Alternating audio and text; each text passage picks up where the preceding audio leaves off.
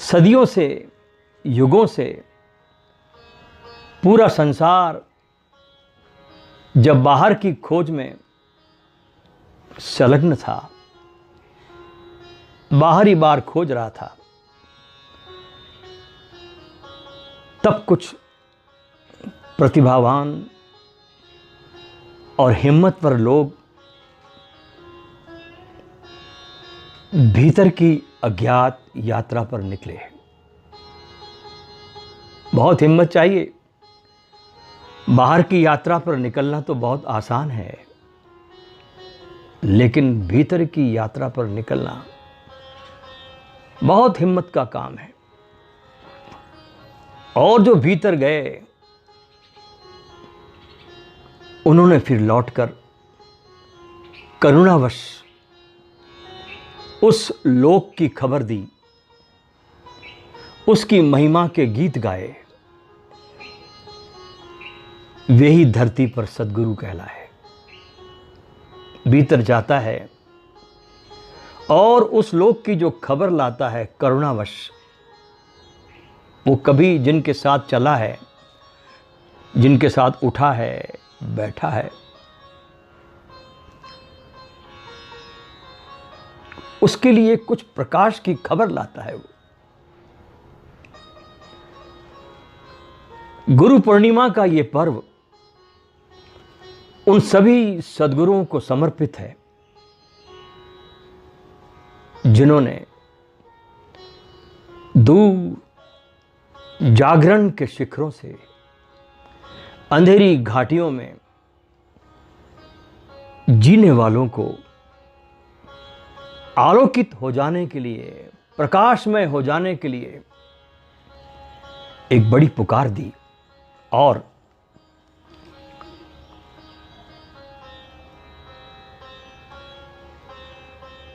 प्राणों की एक अभिप्सा से भर दिया, आवाज देकर प्राण को सुलगा दिया घाटियों में जीने वालों के प्राणों को।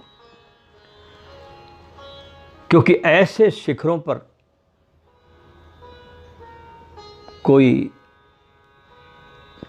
कोई पहुंचता है, हजारों वर्षों में कोई पहुंचता है। और अगर वो शिखर पर चला जाए और उस शिखर से आवाज ना दे, तो नीचे अंधेरी घाटियों में जो भटकते हुए लोग हैं,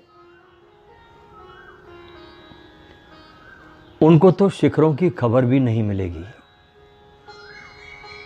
कभी शिखर भी होते हैं, इसकी उनको कल्पना भी नहीं होगी अगर कोई आवाज देने वाला ना हो। वे तो ऊपर आंख उठाकर देखते भी नहीं हैं, नीचे ही उनकी आंखें जीवन भर लगी रहती है। वे साधारण से आकाश को भी कभी कभी देखते हैं, बहुत रेयर, क्योंकि उनकी गर्दनें तो कामनाओं के कारण, वासनाओं के कारण बहुत बोझिल है, झुकी है। वस्तुतः तो उन घाटियों में रहने वाले लोग चलते नहीं हैं, सरकते हैं। कहते हैं गौतम बुद्ध को जब ज्ञान हुआ तो वे 7 दिन तक चुप रहे। Buddha remained silent for 7 days after his enlightenment। क्योंकि परमात्मा की रस भरी बरसात में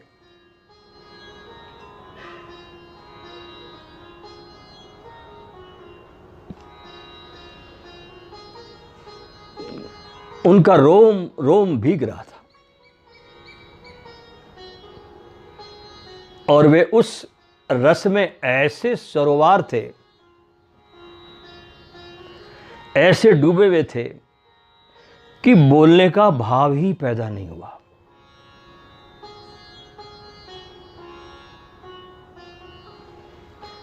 कहानी बहुत मधुर है कि देवलोक भी थरथराने लगा और ब्रह्मा स्वयं घबरा गए कि बुद्ध को बोलने के लिए राजी कैसे किया जाए। और बुद्ध को तो बोलना है,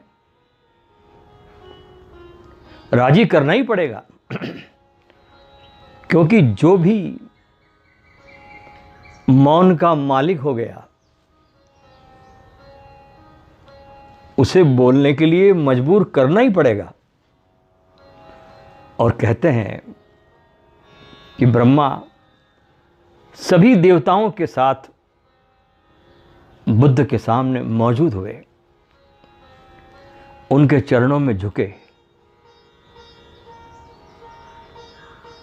अब ये बड़े मजे की बात है कि भारत ने देवत्व से भी ऊपर रखा है बुद्धत्व को, क्योंकि देवता भी तरसते हैं बुद्ध होने को। वे भी अपने भोग भोगते हुए उनके पुण्यों के भोग भी क्षीण होने लगते हैं, क्योंकि बुद्धत्व है चेतना के कमल का पूर्णता खिल जाना, और निर्वाण का रास्ता, मोक्ष का रास्ता बुद्धत्व से गुजरता है। सभी देवताओं ने बहुत मुश्किल से बुद्ध को राजी कर लिया कि वो बोले, क्योंकि न बोलेंगे तो बहुत बड़ी दुर्घटना घट जाएगी। और अगर ये सिलसिला एक बार शुरू हो गया न बोलने का, तो पूरी परंपरा बिगड़ जाएगी, ये पूरी जमीन पशुओं से भर जाएगी। क्योंकि जागे हुए आदमी सदा बोलते रहे, उन्हें बोलना ही चाहिए। जो ना बोलने की क्षमता को पा गए, उन्हें बोलना चाहिए। जो अपने भीतर ना बोलने की क्षमता को पा गए हैं,